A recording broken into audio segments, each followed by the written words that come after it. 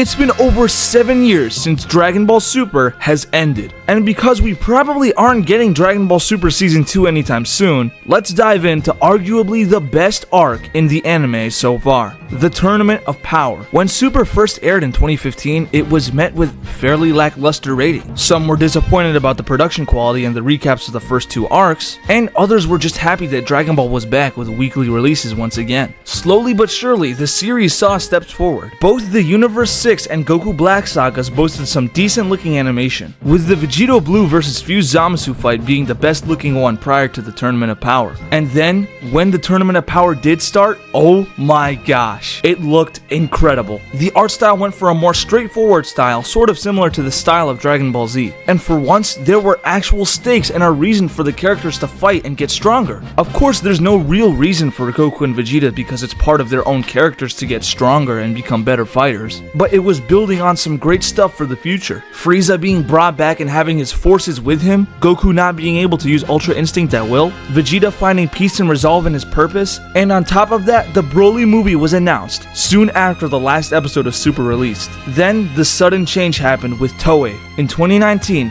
Toei started putting more focus on One Piece called the One Piece Plan, where they spent the majority of the decade creating movies and episodes for One Piece. So Dragon Ball fans were left with a couple movies, games, and one last anime arc, the Tournament of Power. If you're not familiar with some of the powers of Dragon Ball, there is a technique called fusion. Fighters of equal or close to equal strength can fuse together and join into one warrior, boasting both of the fighters' powers and then some into one warrior. There are currently 3 known ways to fuse in Dragon Ball. The first being the Fusion Dance, a key ritual created by the Metamorians. This dance requires both fighters to raise their arms up in a winding circle and draw closer to each other while having their power equal level. Then they kick one foot up and push both their arms to the side, and finally they bring both of their fingers together and fuse. Their fingers have to align perfectly, and during the final pose of the dance, their alignment has to be equal as well for the fusion to work properly. Once it's done, the fusion will only last for 30 minutes before splitting up again. The second way to fuse is by using the Patara earring, a divine pair of earrings worn by the Kais. The Kais are a divine race that watches over universes and galaxies. The earrings have to be worn on the opposite ears of each fighter.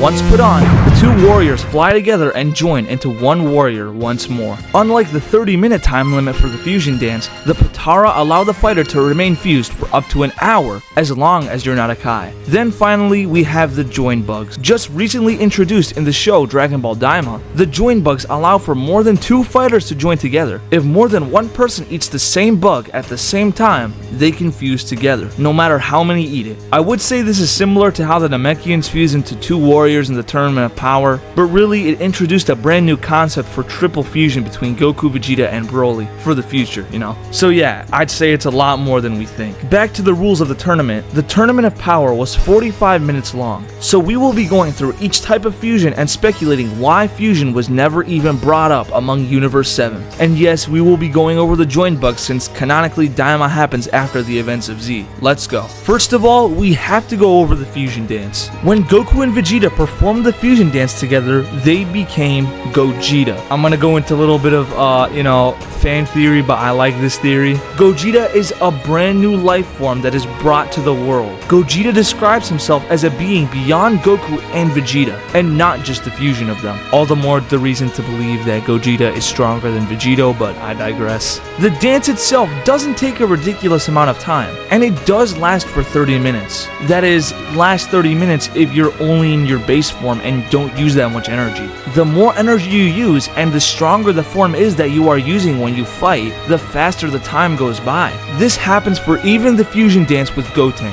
They used Super Saiyan 3 to attempt to defeat Super Buu and ended up defusing prior to the 30-minute time limit. So it's only right to theorize that Gogeta Blue wouldn't last as much time as if he were in base. Some of you may argue that Gogeta Blue is quite overkill considering the only real threats of the competition are Toppo and Jiren. For Toppo, maybe, but Jiren is a different story. He was easily able to handle Goku and Vegeta rushing him at the same time. It was only until they went into their blue forms when they saw Jiren take some genuine damage.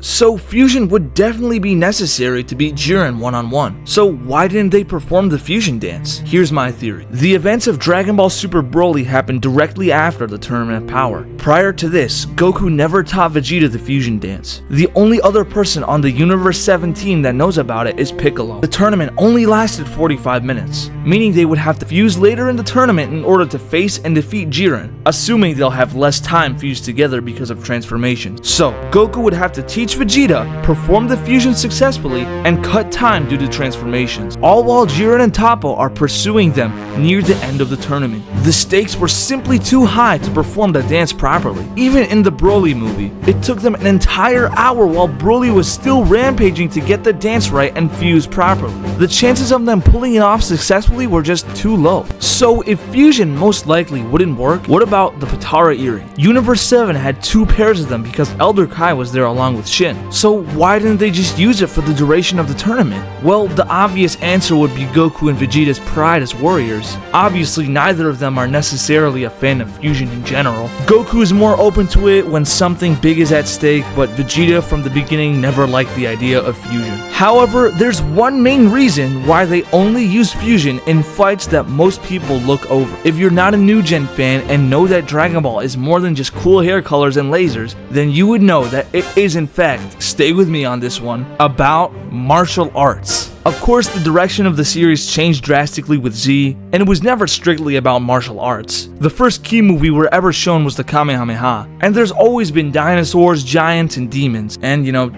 fortune tellers and immortal senseis and Chaozu, whatever the hell he is, says he's an Earth. I don't really believe that. While the Tournament of Power doesn't show as much of a martial arts focus as it does a test of overall strength, it still has elements where it shows Goku and Vegeta's fighting skills. This includes Ultra Instinct, by the way. So what does this have to do with fusion? Well, the underlying theme of the tournament, especially for the characterization of Goku and Vegeta, was to fight on their own terms and their own reason. Vegeta saw development in this arc by resolving who he fights for. From the beginning of Dragon Ball Z, he's only fought for himself and his personal quest for domination. Jumping to the Buu arc, we see him sacrificing his life and fighting prowess for his loved one. This was never touched on from a narrative standpoint again, and I feel like that was for the better. But in Super, as usual, they have to rehash it to the point of making these once great scenes feel numb. But anyways, the entire point of the Tournament of Power was to essentially give a prologue into the strengths of the Saiyans and the world of Super. So why no Potara? Well, the Potara lasts a whole hour instead of just 30 minutes. Acting on it and fusing together would potentially destroy the fun for Goku and Vegeta. Now I know you might be thinking, why wouldn't they fuse if they knew that if they didn't win, them along with the other universes would cease to exist and only one universe would remain? Well, to be honest, my greatest answer is that Goku and Vegeta would die for the love of the game. They both love fighting so much to the point where they would die in battle. In fact, they both have before, multiple times. Using the Potara simply would ruin the entire thing, not only for them, but for the viewers too. And without, that, we wouldn't have been able to get Ultra Instinct and Super Saiyan Evolved, and then everything like that. The final method of fusion we have on the list today are the Join Bugs. The Join Bugs are a new addition to the Dragon Ball franchise, so the production teams of Super didn't exactly know that they were real until Daima was made. But the events of Daima happened before Super, so let's theorize why they didn't take any of the many bugs with them to begin with. The short answer is that they already have them on Earth with them, probably in Capsule Corp or something, but it's on Earth. The rules of the Tournament of Power go against the use of the bugs though, since they are artificial reserves of power outside of the fighter. This means that they cannot be used in the Tournament of Power. Things like the Potara can be used because they're not entirely meant to fuse two warriors together, unless there's an imbalance in the ears holding the Potara earrings. So no Join Bugs. There you have it, all the ways to fusing Dragon Ball and why they were not used in the Tournament of Power. Now, if you guys want to see a what if fight analysis on if they fused together to face Jiren and Toppo, then be sure to like and comment down below so I can have the fuel in order to make such a video. This video was really fun to make, so be sure to like, subscribe, comment, share what you like down below. If there's anything that needs to be improved, you let me know in the comments down below. I know it's been a while since I uploaded. I'm going to be uploading more. I know I always say that, but I've been busy. More videos coming in the future. Have a great day, guys. Stay blessed. God loves you. I love you. Have a great day.